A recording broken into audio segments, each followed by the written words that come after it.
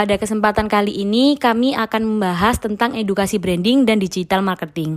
Pertama-tama kami akan membahas tentang branding. Apa sih branding itu? Menurut Kotler 2009, branding merupakan nama, istilah, tanda, simbol, rancangan atau kombinasi dari semuanya yang dimaksudkan untuk mengidentifikasi barang atau jasa atau kelompok penjual dengan untuk membedakannya dari barang atau jasa pesaing. Lalu, apa sih tujuan dari branding? Tujuan branding yaitu untuk membentuk persepsi masyarakat, membangun rasa percaya masyarakat kepada brand dan membangun rasa cinta masyarakat kepada brand. Selanjutnya ada unsur branding. Yuk mari kita dalami satu persatu. Yang pertama ada logo. Dalam pembuatan logo, Anda harus memperhatikan faktor keunikan dan image yang sesuai dengan brand. Logo yang unik akan meninggalkan kesan tak terlupakan bagi konsumen. Yang kedua ada nama merek. Nama adalah hal yang pertama yang harus dipenuhi jika akan melakukan branding. Tanpa sebuah nama, maka produk tidak akan memiliki identitas yang akan mudah untuk dikenali masyarakat. Yang ketiga ada tampilan visual. Tampilan visual ini bisa diaplikasikan pada desain produk, desain kemasan, desain seragam, dan lain sebagainya. Menggunakan tampilan visual dengan warna-warna yang cerah atau elegan akan menambah pencitraan terhadap sebuah produk. Yang keempat ada kata-kata seperti slogan atau tagline. Slogan yang cerdas selalu meninggalkan kesan mendalam. Dalam proses pembuatan brand, gunakan kata-kata yang memiliki unsur ceria dan positif, mudah diingat, dan beda dari brand yang lain. Dan yang terakhir ada penggunaan juru bicara. Juru bicara dalam hal ini bisa jadi seorang co-founder, maskot, tokoh perusahaan, atau orang terkenal yang telah diajak bekerja sama untuk meningkatkan pemasaran produk. Lalu ada jenis-jenis branding. Jenis branding yang pertama adalah produk branding. Produk branding adalah usaha pemberian identitas pada sebuah produk yang mampu mempengaruhi konsumen untuk memilih produk tersebut dibandingkan produk pesaing lainnya. Produk branding adalah jenis yang paling umum dari branding.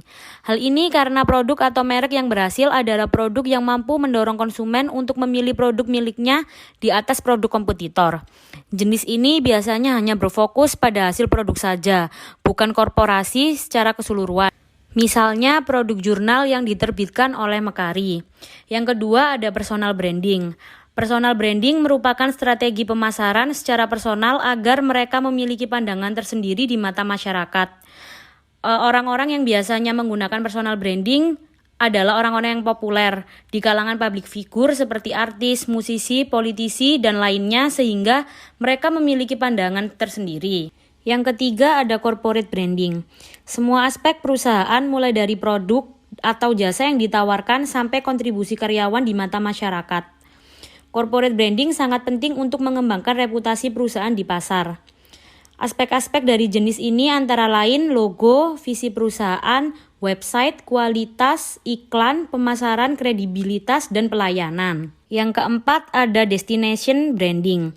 Destination branding menggambarkan identitas suatu daerah tertentu.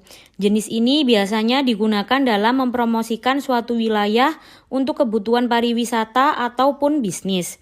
Destination branding juga memiliki tujuan untuk mengenalkan produk atau jasa ketika suatu nama lokasi disebutkan seseorang.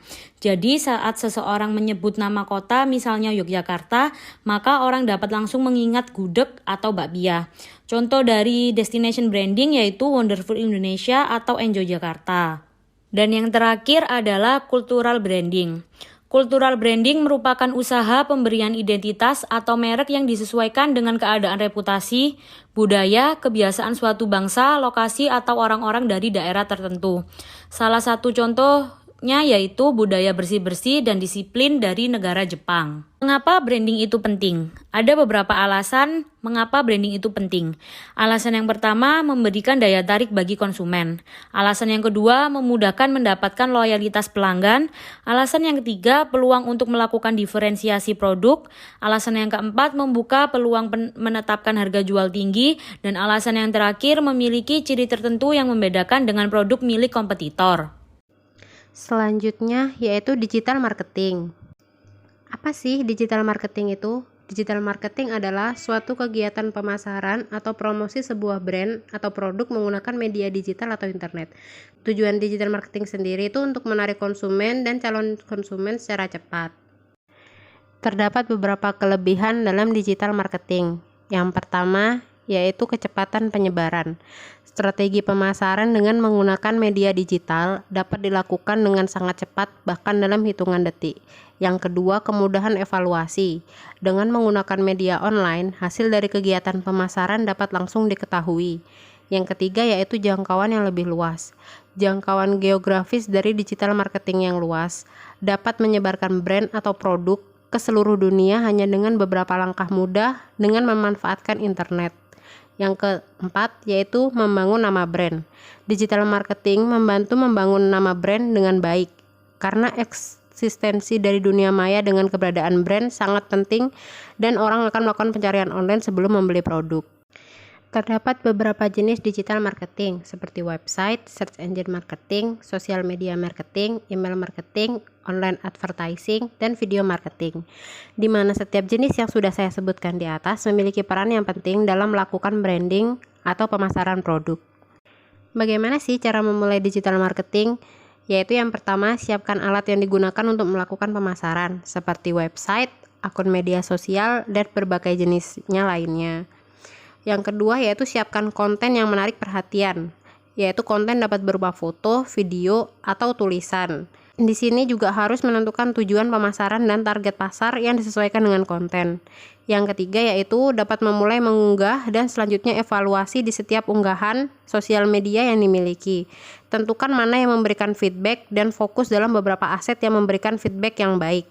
Langkah selanjutnya yang terakhir yaitu masuk atau bergabung dalam forum marketplace publik. Usahakan profil bisnis Anda bagus, karena akan berpengaruh terhadap citra brand. Sekian edukasi dari kami. Terima kasih.